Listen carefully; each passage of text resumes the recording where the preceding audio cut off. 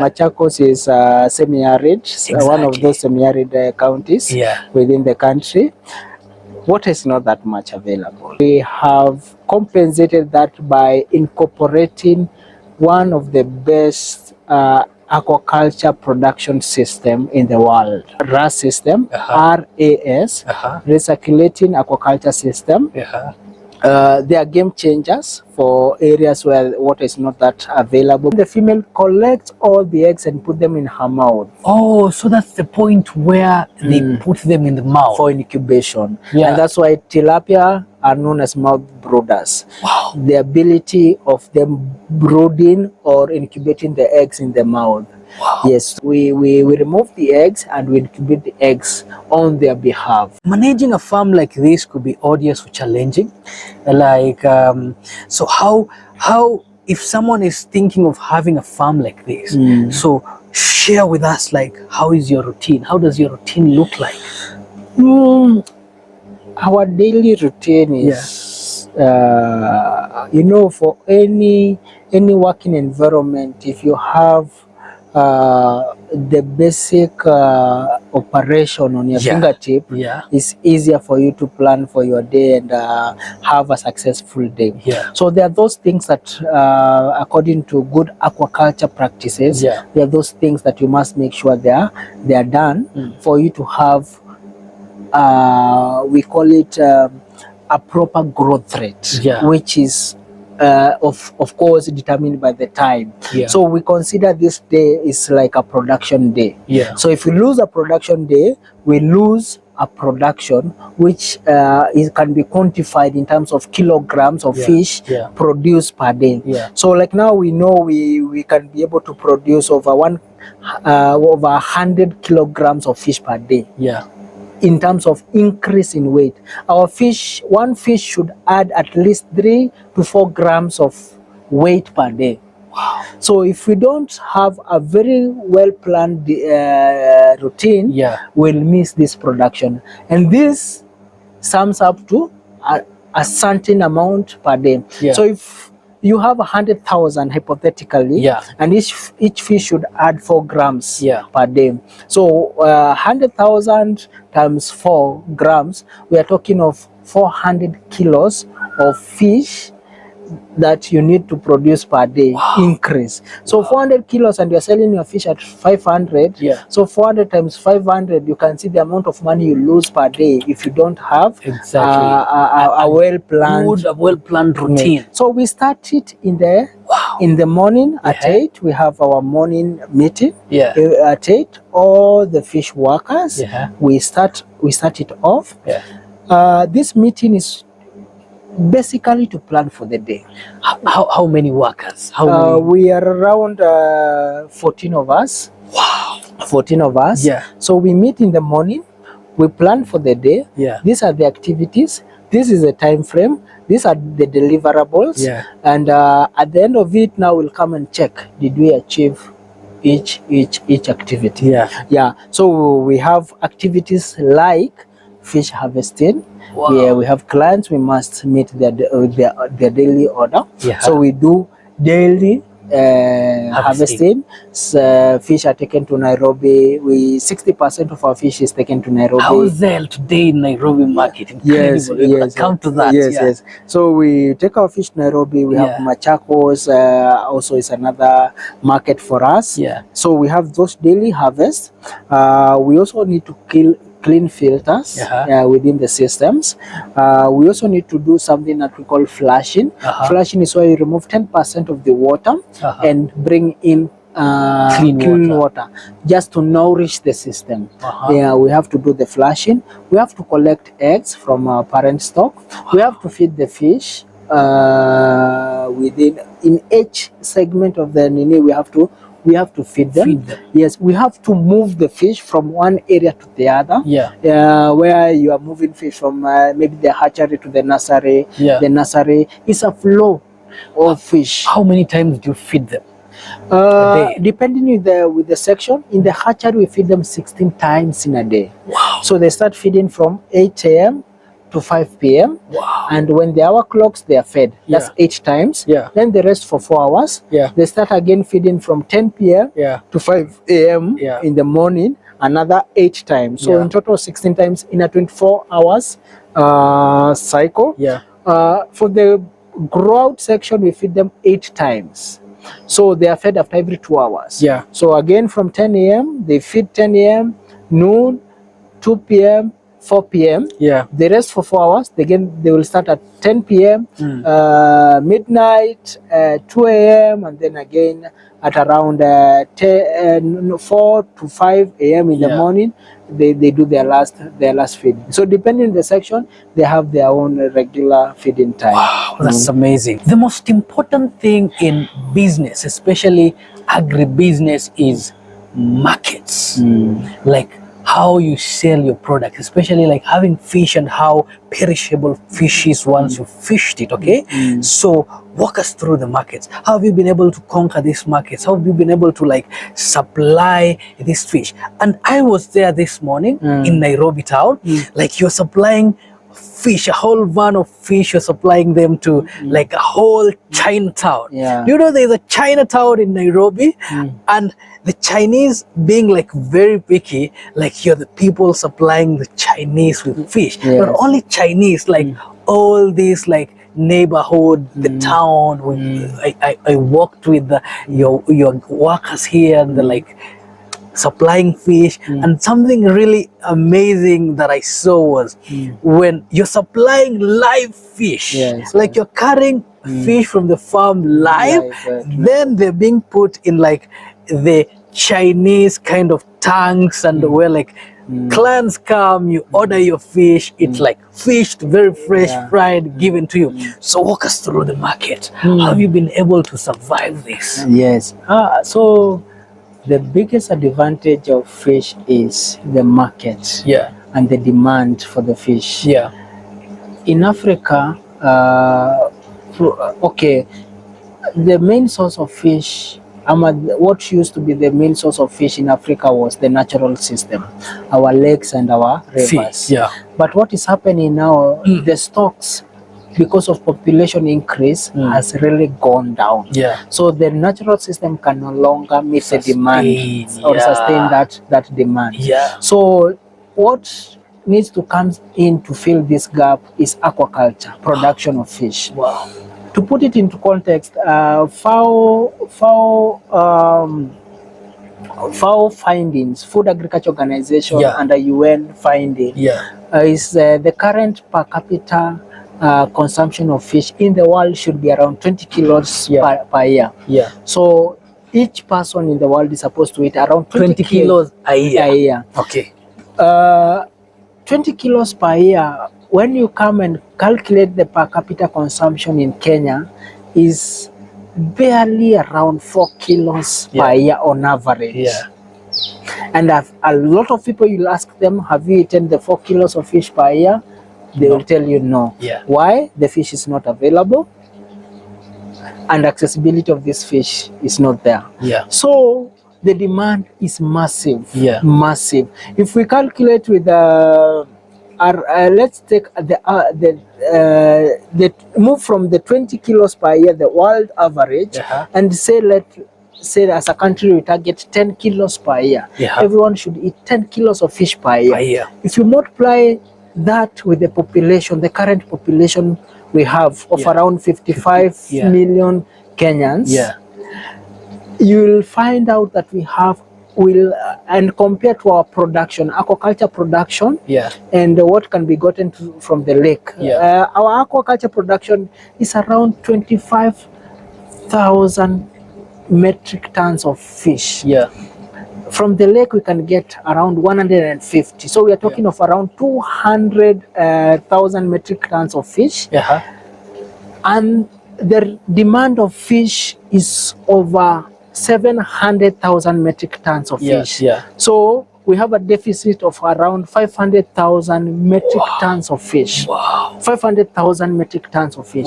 That's a lot of fish that is needed in the country. And that's why you're having like, Kenya is a big importer. We import like millions millions of dollars worth of fish from China. From China, yeah, Netherlands, Norway. Yes, like, yes.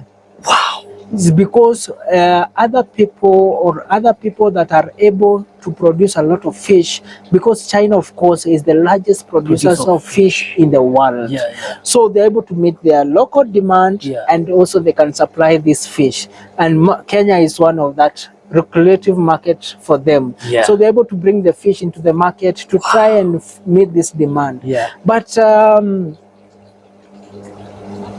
now, because the demand is there, it is us as fish farmers or any other investor. It's a free market for us. Yeah. In fact, for us, we are willing to share our technology with other people so that we can, because this demand, we cannot meet it by ourselves. Yeah. We are targeted to only produce 100 tons of fish. Yeah.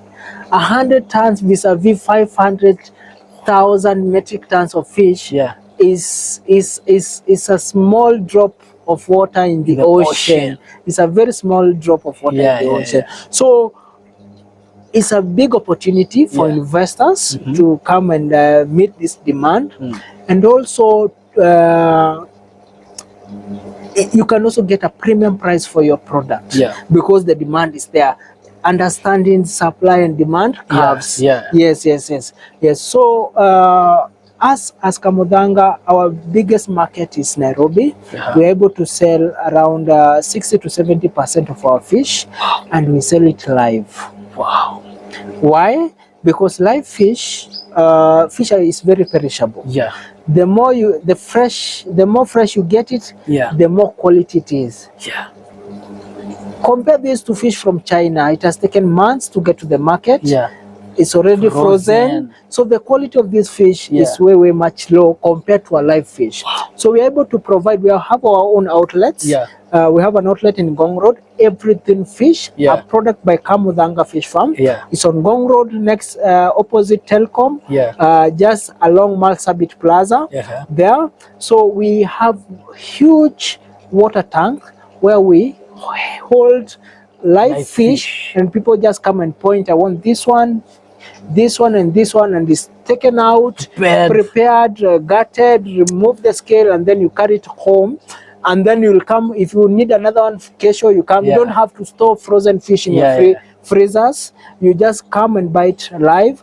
And we're also working with other clients that have gone that direction. The Chinese community in Kenya.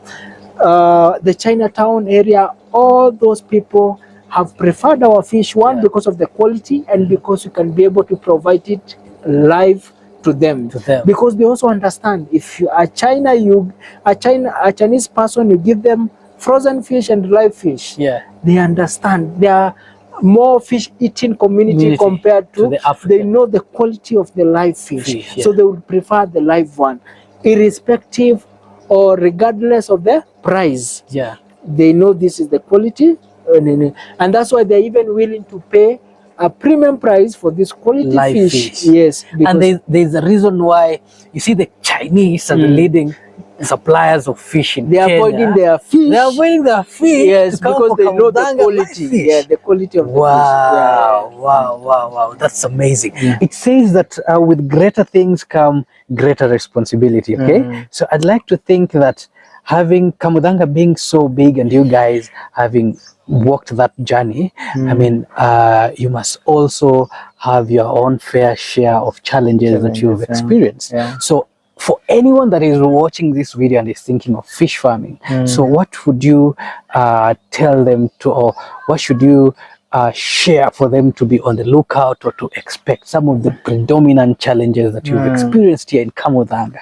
One, the capital expenditure for this kind of fish farming, type of fish farming, is very high, and this includes the technology transfer from Europe and China to the continent, where you're importing all these materials, and they're a bit expensive. But I'm happy in the next 5-10 years we are going to solve this by maybe manufacturing some of these items within the country, because out of the demand that we are seeing, out of the interest from different investors that we are seeing, people coming in as investors to invest in this. The second challenge is the energy cost. the energy cost is a bit high, especially here in Kenya, and because these machines are energy dependent. They depend. They have motors that should be run by a source of energy, maybe electrical energy. We have other water pumps and all that.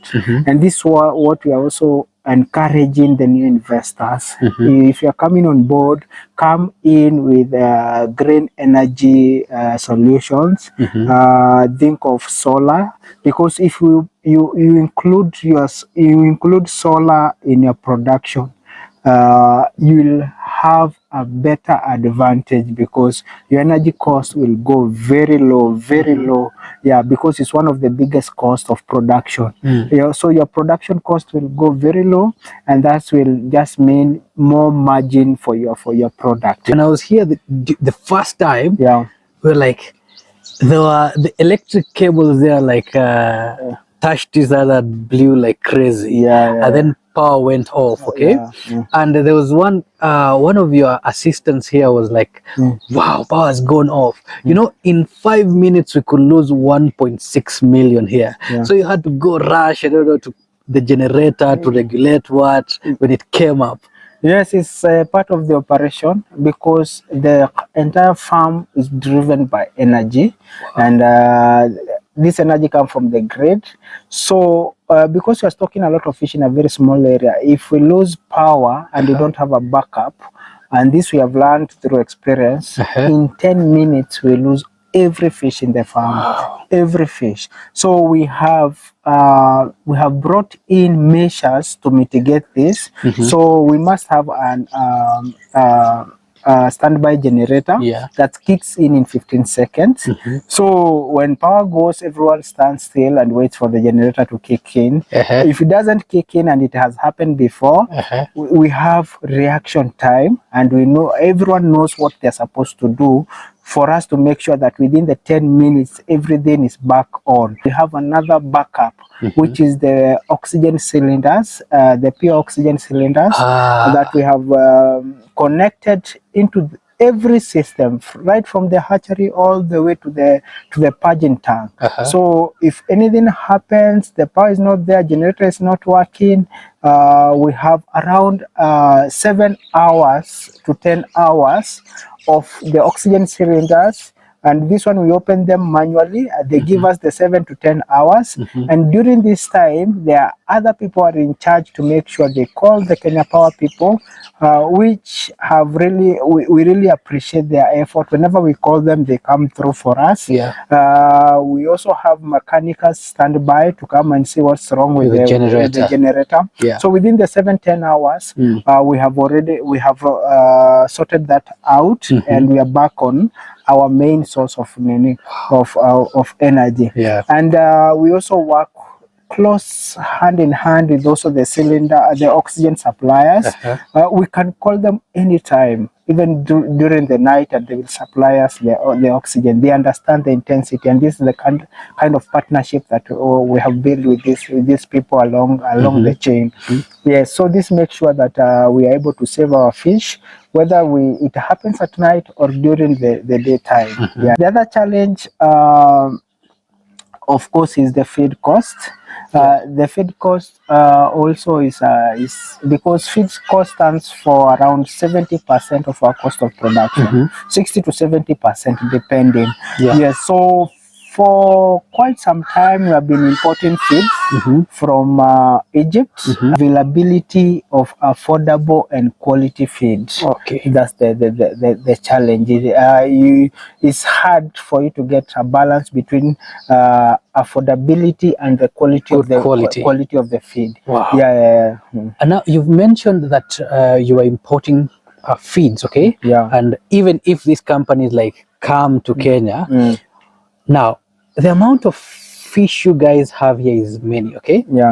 The volume is just sheer volume, and that means like you feed this fish 16 times a day, 8 times a day.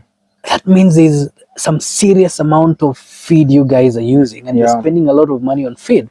So have you guys really thought of having your own feed making section, or what are the dynamics, or is it cost efficient, or what's up with that? That's a very good question. Yes, when it comes to feed production, that's another line of investment altogether. Yeah. Yes, and it is not as easy as people would think, like preparing other animal feeds. Fish feed are very unique. Like I will just mention one aspect: the floating ability of the feed. Wow. The floating ability of the feed. The feed should be floating, and it should remain floating for at least 20 minutes. Okay. Yes, and this is one of the parameters that we check, the physical parameter of the feed, because this will help us in understanding the feeding regime of the fish. How are they feeding? And with this one we record, we call it appetite registration.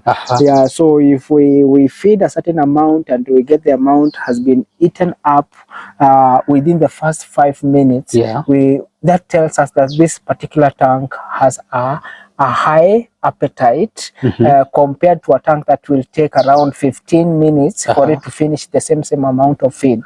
Yes, so and also it will tell us whether the fish are eating the feed or they are not eating the feed, because if you get a feed that is sinking, you never know what happened to the feed. Yeah, exactly. It has sunk and you don't know, and this is money. Yes, because 1 kilo of feed at the moment is around almost slightly above $1. $1 kilo of feed. Yes. So if you are wasting 1 kilo per day per tank, and you have 20 tanks or 50 tanks, you can imagine the kind of money you're losing per day. A lot. So you must make sure every particle is eaten up, and this is a factor that we have to check. And for you to get the feed to be floating, you must go through a vigorous process known as the extrusion process, and this needs very huge machines because our capacity, our feed consumption is very high. We can't invest on a machine that will give us less amount of feed. We would invest in a machine that will give us enough feed, and we also input suppliers to other farmers. We have a database of over 3,500 farmers who work hand in hand with our farm and get supplies, feeds, fingerlings for training and for other inputs, aquaculture related inputs. So this is an investment by itself, and the farm has not come to that point where we need to invest and go this line. Having fish here, like fish is food, okay? Yes. And being in Africa, having been raised in Africa, this sheer, just to be honest, okay? People steal food here, right? Yeah. In Africa, just having been raised in Africa, okay? Yeah. For one reason or another. Yeah. So you have sheer volume of fish here, okay? You are surrounded, and not to downgrade Machakos, okay? Or this Ukambani region. Ukambani region is fairly dry, okay? Yeah. So people might need food. For one reason or another, they might be tempted to steal. And everybody here, everybody around here, around this fish farm, is a threat to your production. Be it the workers, be it the community, be it the predators, like the birds. When I was here in this pond where you started, like I just saw, is it a kingfish or what? A bird comes, dives in, jump, then comes out as fish. Yeah. We saw another one walking with a long neck. So what are some of the measures that you've put around to address this problem of theft and fish security, as in safeguarding your produce? Yes, that's a key factor also to consider. And you're saying Machakos is dry and people can see it's very green, but this is an effort that we have put to water the area. Your ecosystem. Yes, this is our own ecosystem. And the dam behind us is not where we get the fish to the market. This dam is for aesthetic value. We also encourage sport fishing.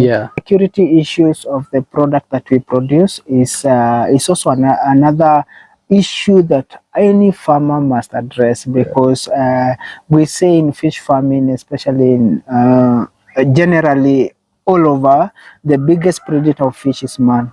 Man is the biggest predator of fish. Yeah. So you must have measures to control that. They can be internal or external issues.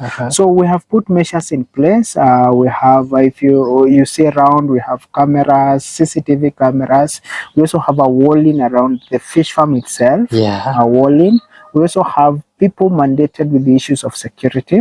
And we also have, you bring in issues of penalties and the kind of fines people will get if they are caught with fish. And this has helped us a lot to control this. Yes, and also we have other measures where we also have our own schedules of sharing the fish to the workers, so that they can also appreciate the product that they are producing. Yes. So all these issues brought together has really helped us to reduce any chance of theft and any security issue of the product, and this cuts across from hatchery all the way to the market. Now, for the man, that's okay, but now the predators, like how do you address that bird that was diving in like a stuka, like a bomber plane, and and taking fish away from this pond? And not only this pond, because you raise your commercial part of it is done predominantly in the tanks, in the farm, in the tanks. Yes. But you still have the open tank where like you starve and purge these fish. So how do you control against these predators? Yes, we have other predators, other fish predators, but those that are predominant in the farm area at the moment are the birds. But also the birds that we have are not the huge birds that you would see in Lake Victoria or over the coastal region. So these birds, we have understanding that they cannot take a particular size of fish. Yes. So all where we need to hold fish outside from the houses in the commercial farm there, there's no fish that will go outside that is a particular size, less than that particular size, because if it's less than that particular size, the bird can lift them from the water. So we put only the big fish, and there's no bird that can carry that fish. These workers that you have here, because fish farming is really complex. I'm still digesting it. Now, these workers that you have here are well trained. Now, when it comes to the issue of in farming, I understand there is something called worker poaching farmers or poaching trained workers. So have you experienced that here, where somebody would come, like offer a better price to your good worker, then they take them away, then you have to struggle again with the new ones? Yes, it happens. Yes, we have these issues of people who already want to take those people that already have the skills and the knowledge, and we have experienced that over time. There are two parts in fish farming. We have the hardware and the software. The hardware is the machinery that you see, the pump and all that, the tank. The software is the people, the minds of the people, the decision that they are making. So if they are not well taken care of, they will make very bad decision that will have effects on the farm, very huge effects, because one mistake can make us lose a lot of money. So you must take good care of them for you to ensure that they are always on a sober mind, always happy to work, have the positivity when working, because it's a teamwork. It's not one man show. It's a teamwork. So whenever they are working, the spirit that they have, and this is what is brought about by the incentives, the kind of incentive we give them, the kind of encouragement we give them. Yes, all this is brought about by that, because we have a welfare department to make sure we look into these issues. Phenomenal. For the people who are watching these videos, and there's a lot of people coming to Africa from the UK, the Black diaspora, the African Americans, the people here in Africa, they want to do like fish farming, okay? Yeah. So do you really think that this kind of a project is really doable, and what would you have to tell them? Yes, the project is very doable. Yeah. You remember I mentioned about the challenges? Those challenges, they are not far from being solved. Yeah. They are very easy to solve. We talked of technology transfer. Yeah. We also talked of energy. We talked of having green energy from the word go. Yeah. So as an investor, you come in from the word go, you install your solars and all that. That will sort your issues of your energy. We also talked of feed as a challenge. Yeah. We have manufacturing company that are already producing feeds at the moment. Yeah. The cost is going a bit down. Yeah. So it is doable. It is doable. And now the advantage, the other good problem of the market, the market is there. Yeah. So when we invest in this kind of investment, we are now certain that you can get return on investment in less than 2 years. In less than 2 years, you can get your money back. Because phenomenal. Your fish, the market is there. The market is, if you get your own niche, premium niche, you can get over 35% return on, not return, profit margin. Wow. And this throughout the year, you can get a very good amount of money. Yeah. You're paying your investment back. So in less than 2 years, you get your money back. Wow. Yes, so it is very doable. It's very doable. We are having a lot of people that are installing the system at the moment in large scale than even Kamotanga, which is very encouraging. The government is also willing to invest in it. We have quite a number of counties that are coming up and going to install this kind of system. So in a very short time, 5 to 10 years, we're going to have a lot of people because they have done their feasibility and they have understood the business and they are willing to invest because they have really seen the opportunity that is with the project. So it is doable. So, and we have people from diaspora who are also investing with us. We have international people who are coming as investors from the USA, from UK, investing in the country. You get the land, you put up the system, and you have a farm to lean on, which is Kamudanga. We did a lot of mistakes. You don't have to repeat those mistakes. We'll help you through. We have understood every aspect of production, right from the parent all the way to the market. So we are there to guide you through, and we are willing to do this with you because, of course, we cannot be jealous about you, and the market is there for everyone. It's there for everyone, every one of us. The cake is too big. It's too big for all of us. Yes. So don't hesitate if you have that urge of investing in Africa. Fish is a project to do. Come, we give the technology, we give everything, and you have an investment in Africa. Some of you will have to retire early because how lucrative the project is. And the people say early retirement, you see? Especially young people, they're like, agriculture, no, we can't do it. Let's go look for jobs. Let's go move from the rural areas. Let's go to towns. Oh, let's look for visas. Let's go to Europe. But now these are the things you should be doing, right? Sure. Because I'm sure this farm really makes a lot of money and you can really get quite a good living, more money than you've ever even thought of if you get to do a farm like this and produce really good fish and have good products and have good markets. Wow. The issue really is just you have to do it right. Okay. If you do it wrong, yeah, now it will be a frustration on you. But if you do it right, and we are here to guide you so that you will make sure you do it right, yeah, you are going to get it. We will give you the input. We have a training facility.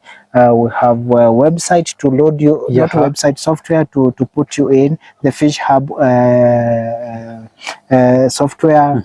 We have the knowledge, we have the skill. Everything is here for you, just to guide you through and to make sure that you succeed. Wow. And you are going to succeed. If you work with Kamudanga, you will succeed, definitely. Phenomenal. Yeah. I'm gonna put like all the details about this farm in the description box. You should. If you like this video, I've got other videos that showcase mega farms like the ones I did in Uganda. I'm gonna share the links just here. So if you watched up until this point and you've liked this video, consider subscribing, give me a thumbs up, and remember to comment so that I know what you're thinking. So till the next one, a peace.